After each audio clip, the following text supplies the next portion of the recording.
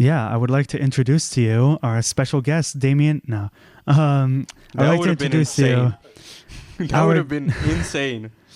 our director spotlight for the day. Unlike our spotlight from last time, he wasn't nominated today, but it's Damien Chazelle, and we're gonna start with his first major movie, not his first movie, but his first one that received the proper attention, which is Whiplash. Whiplash is a movie I have history with, and honestly, like a lot of people say this about different movies, Whiplash is one of the movies that got me to appreciate filmmaking and directing and whatnot. It also might have been the first R-rated movie I ever saw in theaters. And I saw it in theaters with my mom, and I think, Is it R-rated? What? yeah, they say fuck like every 2 seconds. But Maybe I'm just desensitized at this point. yeah, but yeah, like everyone in my family circle loved it. It got nominated for what, 8 Oscars and won 3, including Best Supporting Actor for J.K. Simmons, who I think delivers one of my favorite performances I've ever seen. Yeah, I love this movie so much. I only got to it, I think, last year. Um, and I was so mad that it took me so long to watch that movie. I've seen it like 2 or 3 times, I think, since then. And it's it always kind of sneaks up on you because it's not a really flashy movie, but it really gets you going. Like you really like feel everything, and like the shots are insane. I love that thing. Damien Chazelle does this in every single one of his movies, where he moves the camera quickly between like one point to the other, and he goes back to like catch like the actors' reactions, and that's one of my favorite things like ever. Like I really enjoy it whenever he does that, and I think this is where he started doing that with the scenes of Miles Teller playing the drums and J.K. like coordinating him. I guess I have no idea if that's Conducting. conducting him, and yeah, it's definitely one of my favorites, and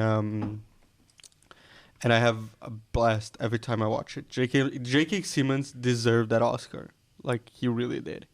It's fantastic. Yeah, no, I love Whiplash as well. I saw it in theaters twice, I believe, and both the experiences were great because it's one of those films like Alan was touching on that you feel you're on the edge of your seat, you're sweating, your heart's pounding.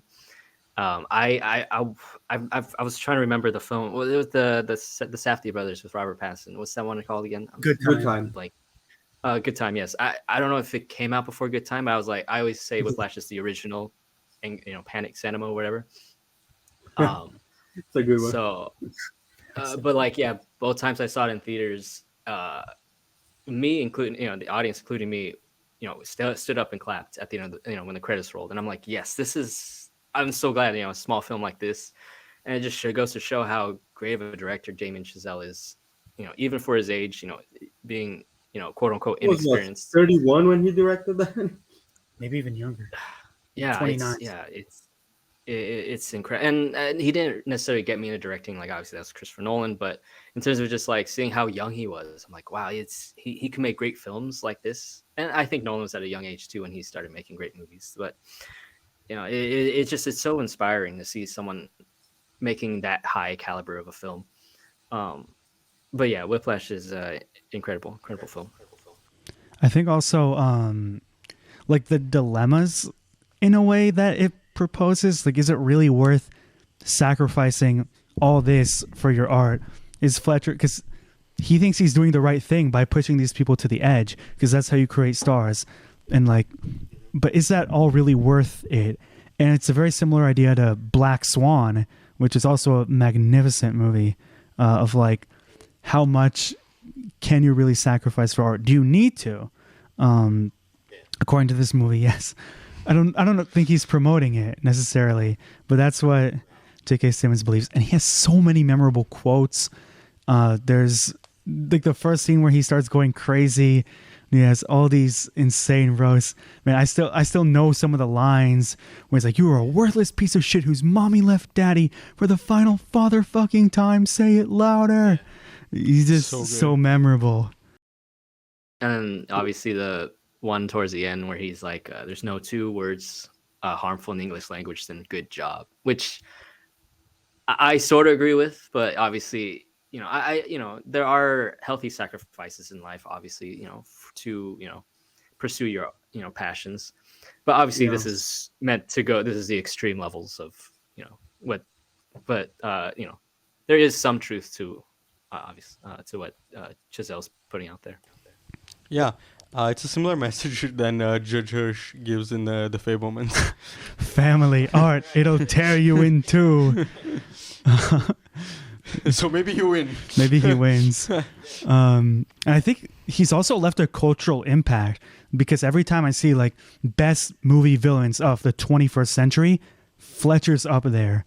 And I feel like this sort of, I didn't really know much about J.K. Simmons, like besides Spider-Man, but I feel like this culminated everything that he was good at and then raised it even higher. Yeah. And now I feel like every time we see his acting, we compare it to Whiplash. And Miles Teller, I think, also is by far at his best here. Melissa Benoist was great. Paul Reiser as his dad, I thought was wonderful. Such a shame that she went to the CW after this. She's so good. Like, yeah, she'll get back on it, for sure, I'm sure. Now that the CW basically doesn't exist. I never checked out any of the CW stuff, so I can't comment, but it looked cheesy. Yeah, everything the CW is cheesy, but I watched everything, unfortunately. So usually, David, in the end of when we review a movie, we give out like our scores from 1 to 10. So do you want to get us started with Whiplash? Yes. Hey, I'll give it a solid 8. Nice. Gal? Are you ready to hear my rating for Whiplash? I am. It's a 10 for me. Wow. This is a movie that stuck with me, that keeps blowing me away, that since I've grown up, when I saw it when I was 12, I discovered new things about it. And it was just the start for an incredible career for this man. Fantastic. I'm going closer to Gal, but not a 10. I'm going 9.5. I love this movie to death. It's the movie that introduced me to Damien Chazelle, and he's quickly becoming one of my favorites. Even though he has like 4 movies, which is crazy, and he's like 20. But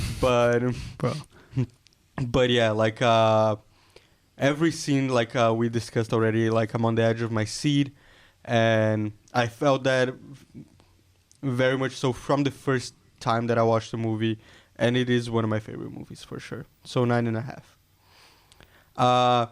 So let's go to the second big movie. At this point, Damien Chazelle most expensive movie, La La Land. So La La Land came out in 2016, and it kind of received Best Picture, but kind of didn't. For a bit. Let's give a shout out. Yeah. So yeah.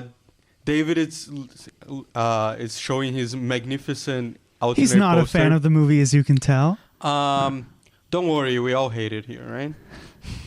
It's easily his worst, right? Easily his worst. No. I can't keep up with the joke. Yeah, I can't lie about this movie either. Go ahead, David. You start us off. It's a modern masterpiece.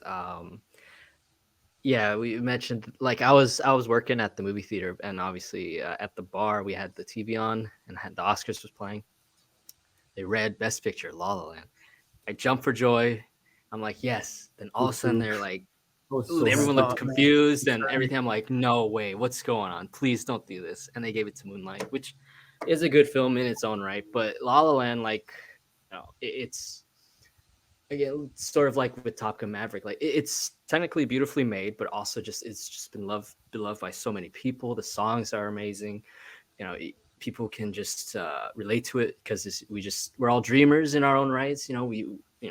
We're fools sometimes for following our dreams, but like it's such a universal message, and it's a beautiful film. I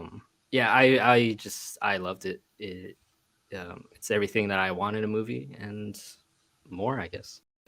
Is it safe to say this movie changed all our lives? Yeah, I think so. Yeah, La La Land.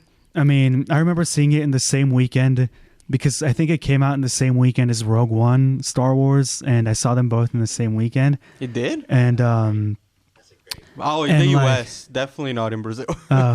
and like it was a full theater as opposed to what Damien Chazelle movies look like now. But I think from that opening scene, that really hurt, man. That was too soon. I did That not was too enjoy soon. that. well, more people need to come see his movies in theaters. But from that opening shot, I think that opening take, that last 6 minutes, 7 minutes, I don't even know. But I was just already blown away. Like I knew that I was watching something special, and from there, every set is like meticulous and the colors are memorable.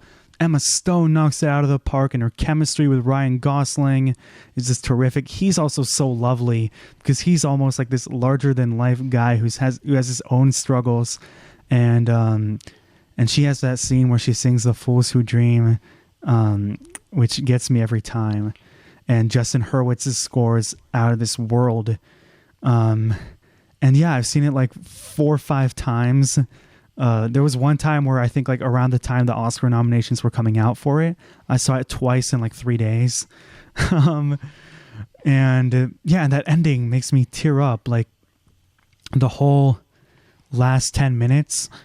So hard to It's called Epilogue in the soundtrack by Justin Hurwitz. And it brings me to tears because it's such perfect filmmaking, but it also brings like really realistic ideas that I didn't see in that many movies before of sacrifice and how failure does hurt, even though it may or may not be the end. And then like success looks like not what we would ever imagine. Yeah. But yeah, I'm going on for a long time about La La Land. Yeah. Rightfully so, I You think. guys said a bunch of stuff, but I do have more to say because that's how good this movie is. This movie definitely changed my life when I watched it for the first time. And I feel like every time I watch it, it kind of changes it a little bit more. This movie is, I saw it on like a packed screening. Like I remember it being like this premium screening, like with like the recliner seats and all that. And it was such an amazing experience. And you got up and danced. No. Honestly, I would have if I knew the soundtrack before. No, I'm not that guy. But I think the right word to describe this movie is magical. I think there's a quality of like magical in the real world, like a magic that we can reach if we all just reach high enough. And it's beautiful, and every single scene your eyes are glued to the screen because it is so beautiful and so perfect, and the colors and the framing and just the magnetic performances by Emma Stone and Ryan Gosling. Emma Stone won an Oscar for this role, very deservedly so. Just for her scene in Audition alone, she deserves 3 Oscars, let alone 1. And yeah, like the music in this musical is just mind-blowingly good. Justin Hurwitz is probably like the best film musician of our generation, maybe him and Giacchino, but like I think especially him because of this movie. And yeah, this is another soundtrack that I have on all the time, and it always just brings a smile to my face. And again, this was like his jump from an indie movie. Whiplash was like a relatively indie movie to what's like one of the highest grossing original movies the last couple of years. It made around $500 million. Wow, that's crazy. Based on it word of cost, mouth. What, 80 or 60? I think 60. But yeah, this movie made me fall in love with movies all over again, and I don't think there's a better way to express how much I love it. Yeah. I can gush about this movie for 3 hours if you let me. Oh, literally. It's just like, yeah, I don't know what to say. We've poured out our adoration for this art. We're the ultimate film bros.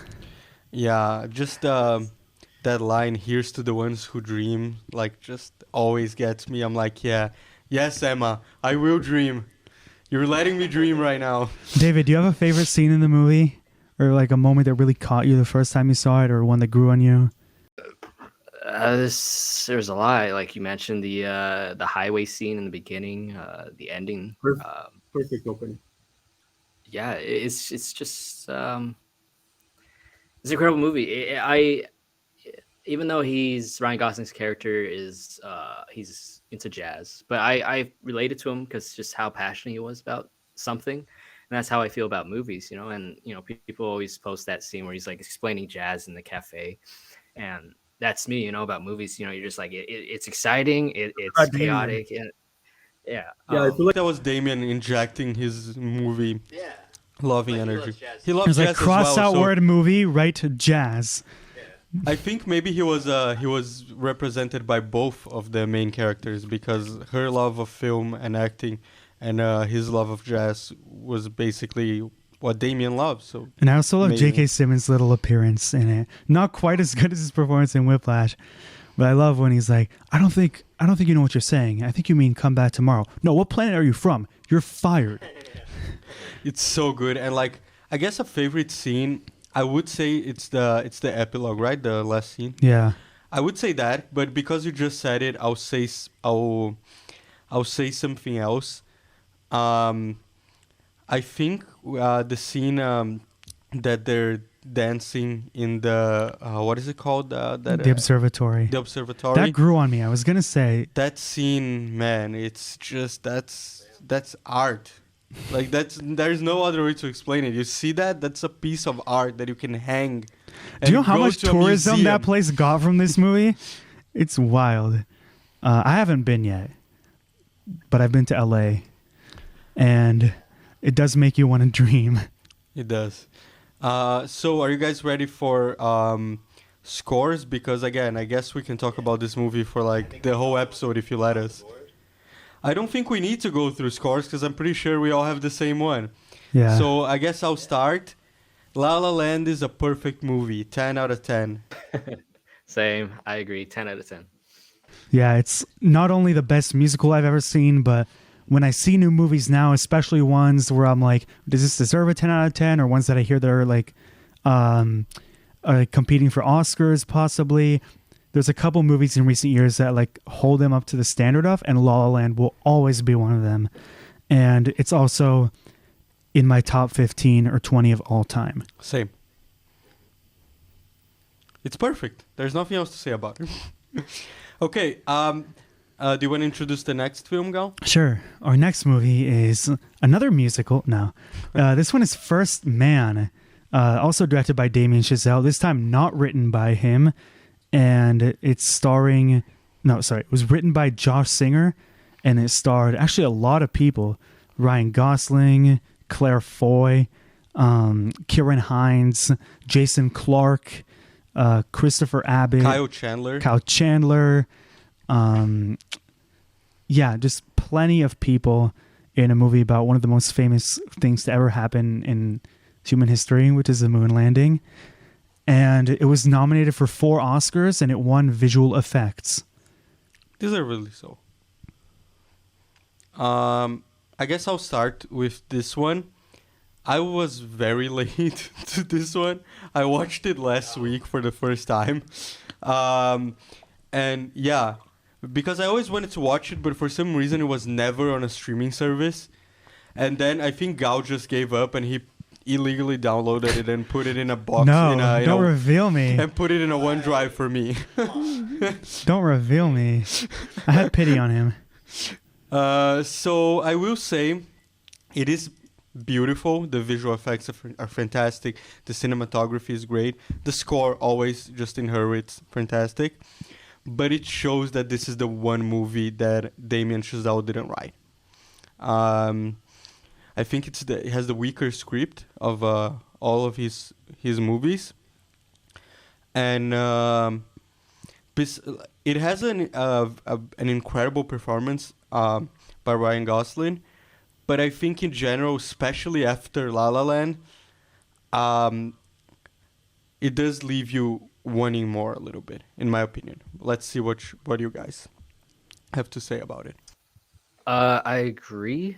I haven't seen it since I believe watched it in theaters. I might have watched it another second time at some point, but yeah, obviously coming off of La La Land, I'm like, no, this is gonna be another masterpiece. But it's great technically, visually, the effects. What I love about him as well, he tries to do everything in camera, so it was beautiful to see, especially that the IMAX moon landing scene.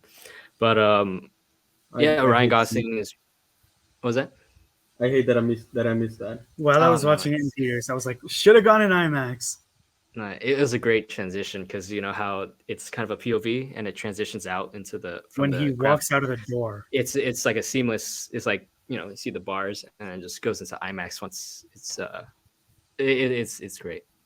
Um, I also like it because it's also like sort of like reminiscent of Interstellar. It's kind of like a father daughter movie.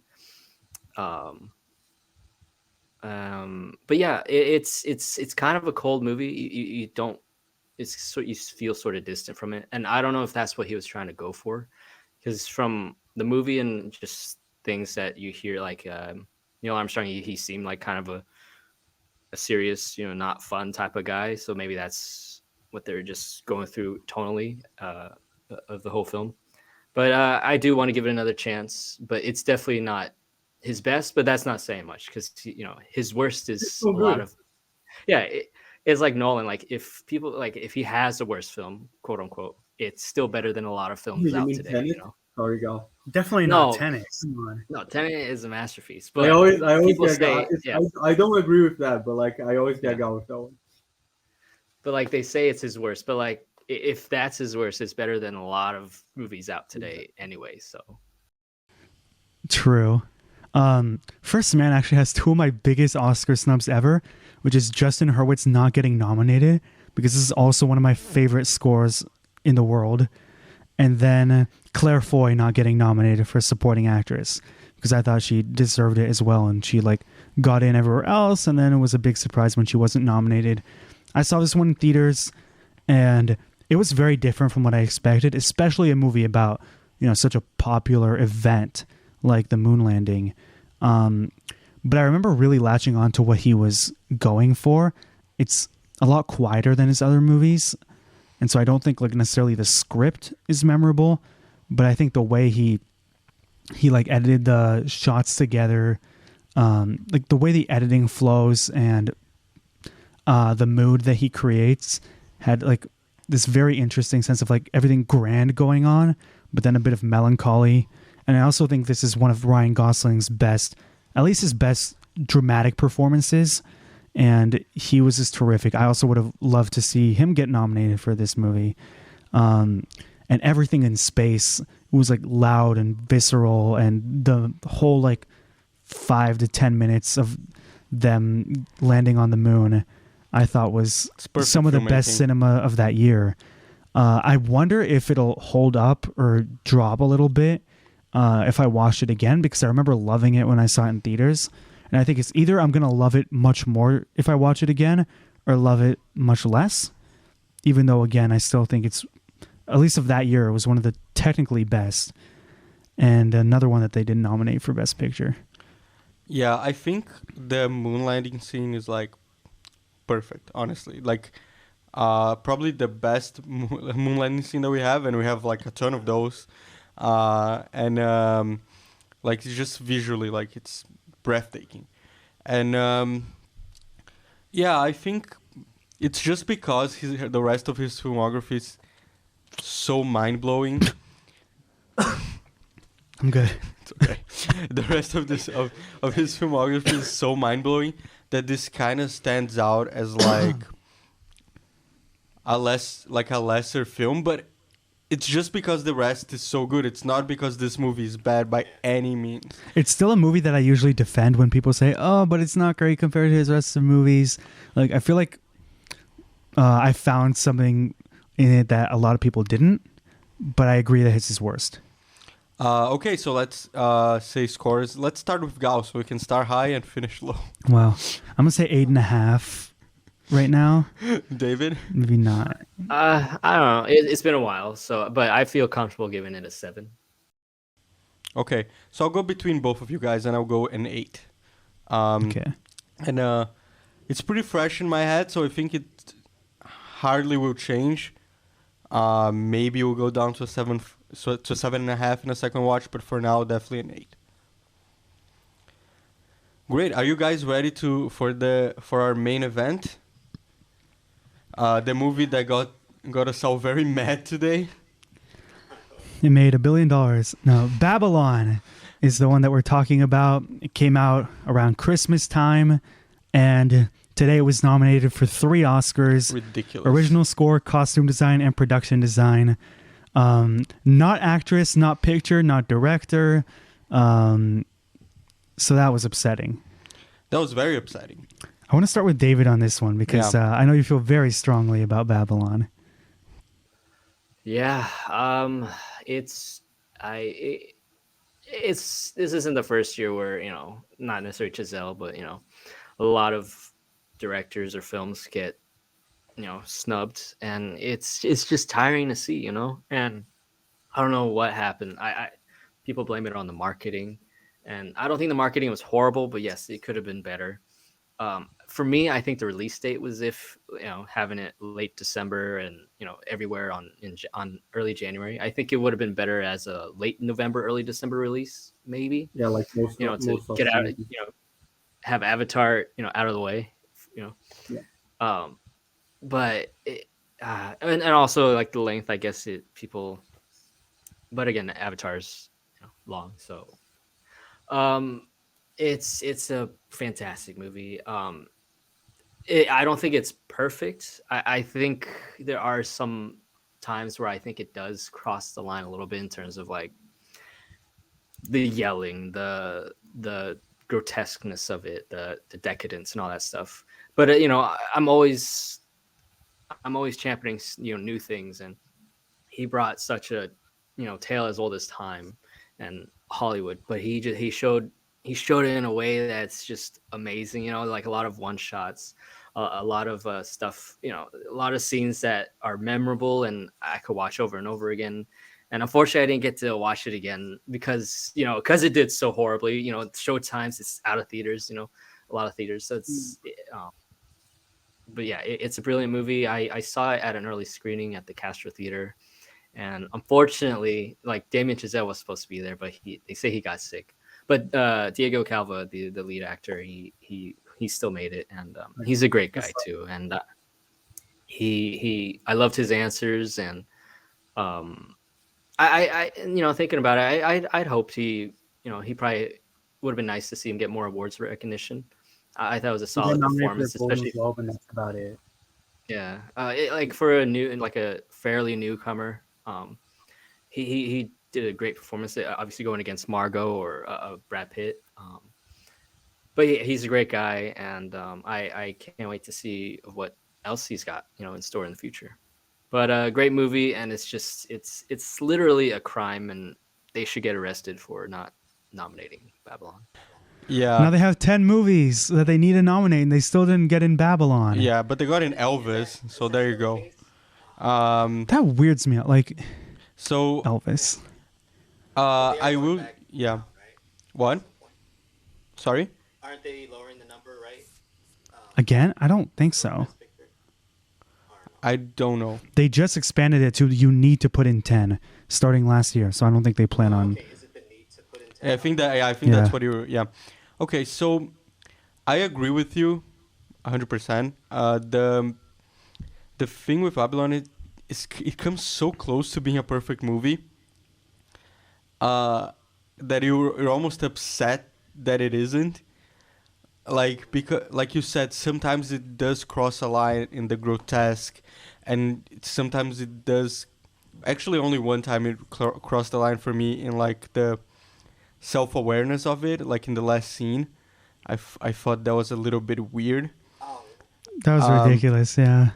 And so well, you guys don't like the last... I love the last scene in Just general. The Just, editing of the last 30 seconds. like I'm trying not the to spoil it. references to the other movies. I'll say that. I think that's pretty non-spoilery. Like such a awesome, like sort of like not. I don't know if he was trying to go, but in 2001 where he's crossing the Jupiter or that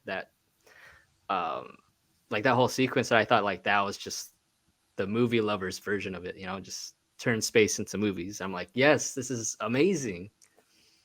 I think as film fans, like it is amazing, but like I'm just not sure if it works in the in the end of the movie, because I feel like the scene is so powerful.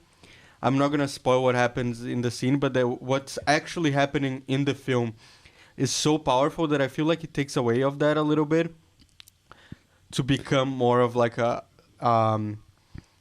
film fan's dream, I guess.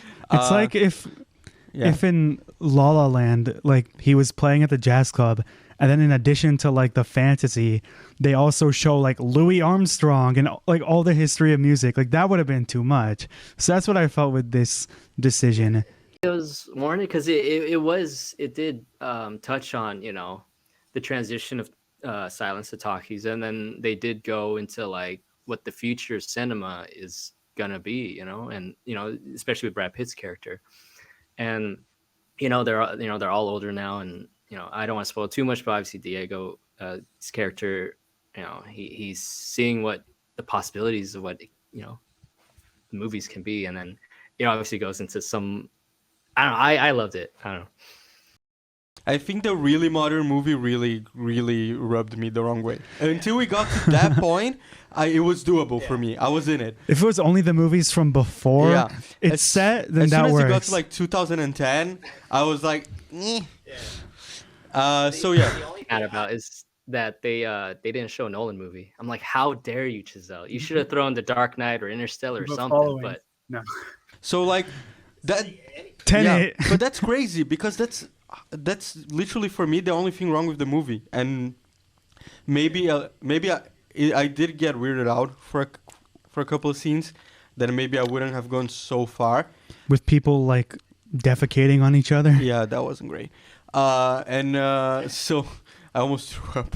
But like other than that, like I said, it's as close to perfect as a movie can get without being perfect. Honestly, it's in my top 5 of the year. And especially Margot, like performance-wise, Margot Robbie blew me away. Like she, it's such a crime. You were talking about a crime. Like for sure, it's a crime that this movie is not nominated for anything. For sure. Like it should have been in for maybe directing, best picture, screenplay, cinematography, a bunch of things. But it is a crime that Margot Robbie is not in the conversation for Best Actress. And they weren't even like predicting her. Like it would have been sad if she wasn't nominated today. But the whole like it had 56% on Rotten Tomatoes, and like I understand what turned people off about it, but I'm upset anyway that like that some people didn't see what we saw, because I had such a good time. Even like there isn't really that much of a moving story. It's usually just like shit coming out of nowhere. And I honestly love that way of storytelling. It reminded me of like Paul Thomas Anderson's work, like with Boogie Nights or Once Upon a Time in Hollywood, where it's kind of just like you see long scenes of people just filming movies. And you see Brad Pitt drunk in Hollywood. Oh, yeah. That too. And Margot Robbie is a naive up-and-coming actress in both movies. No, but like her character arc in this movie is like, it's like her performance. It blew me away. It didn't go the direction I thought it was gonna go, and that's mostly true for this whole script. Like Gal said, they were always surprising you and throwing you like some crazy curveballs that you didn't see coming. That speech that remind me the actress's name, Gal. Jean please. Smart. That Jean Smart gave to Brad Pitt was one of the most That's incredible like scripted moments that I've seen in movies this year. One of the best, for sure. And she's lovely.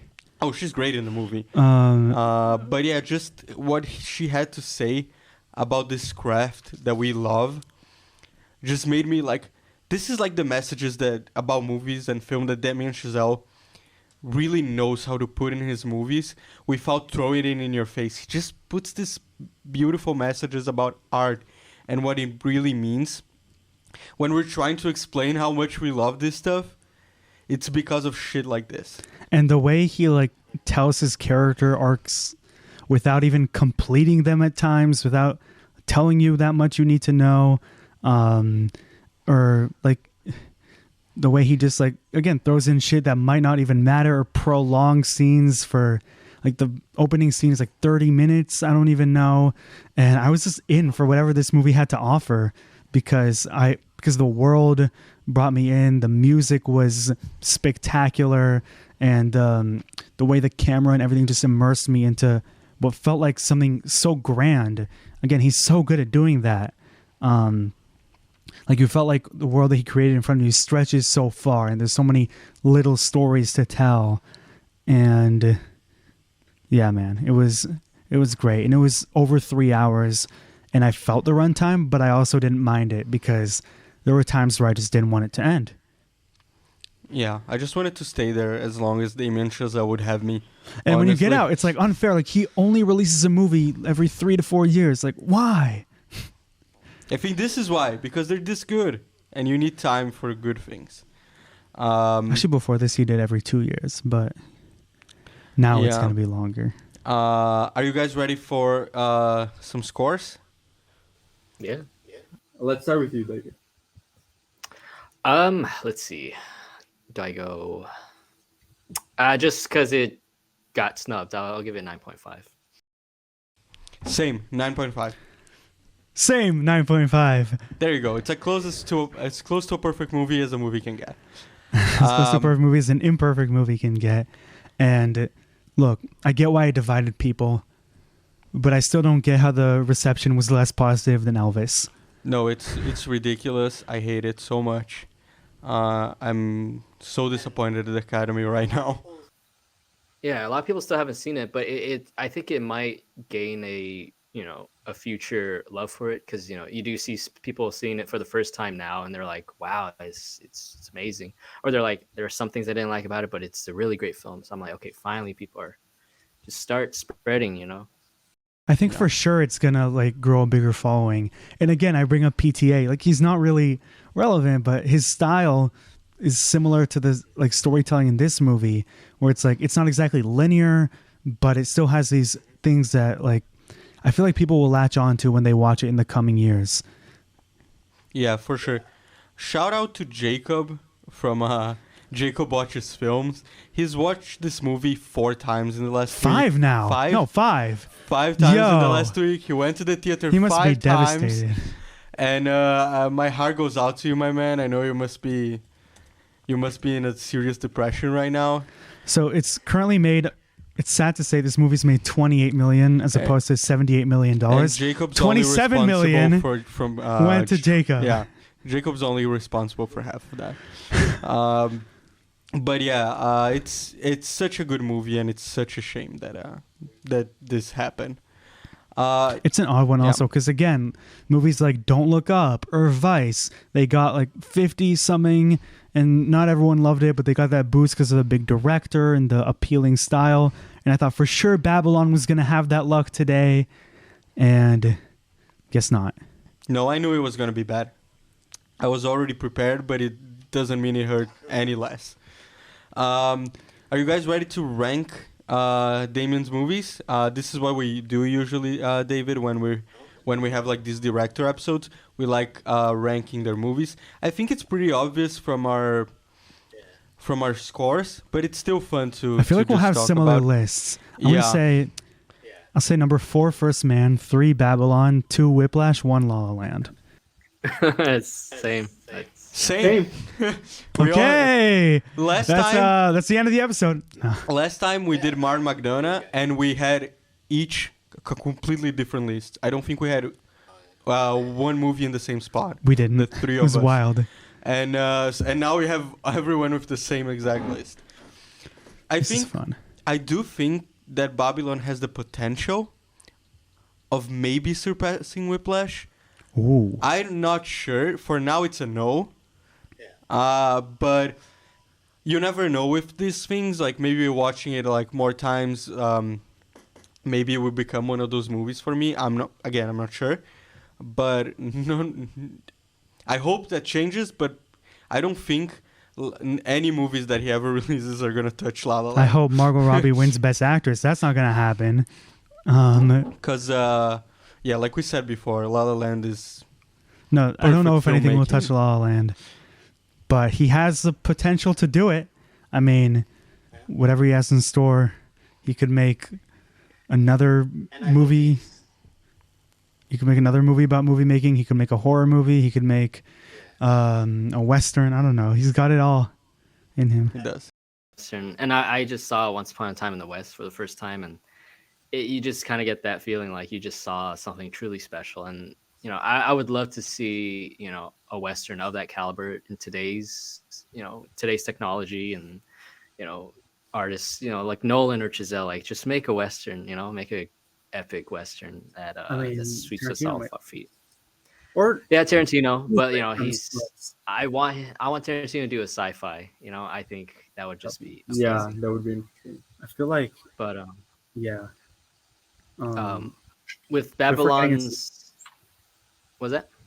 If we're getting into westerns, I prefer Good, the Bad, and the Ugly of it, but they're all great. Yeah. No, they're all Yeah. fantastic. Wow, but to go back on Babylon, that would be crazy.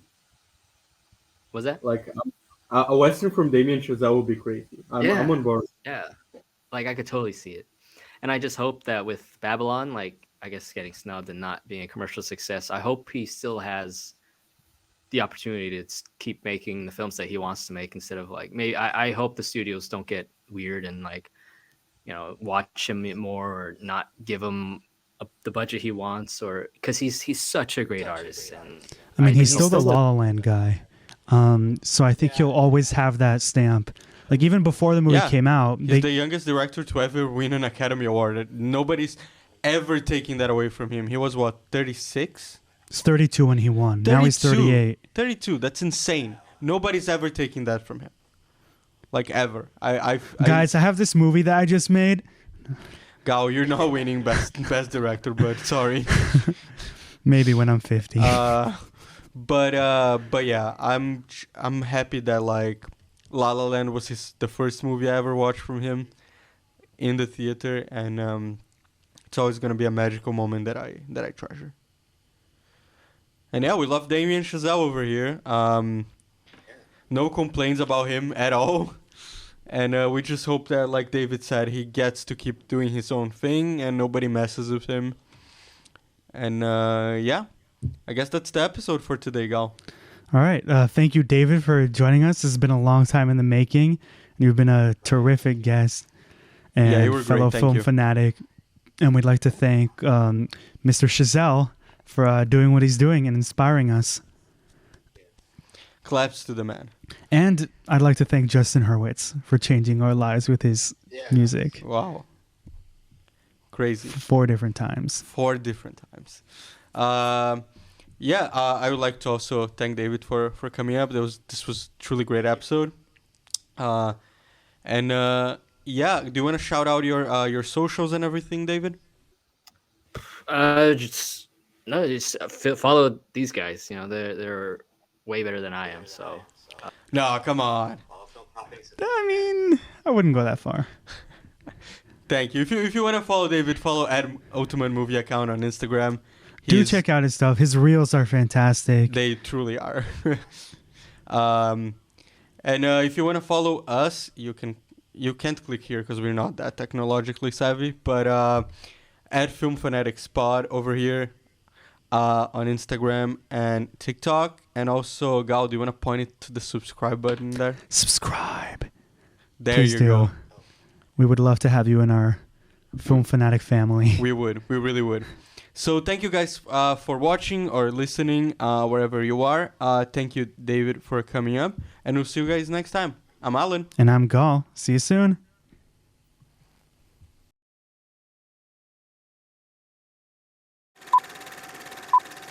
Film Fanatics. From the silver screen to your earphones with Alan Azulay and Gal Balaban.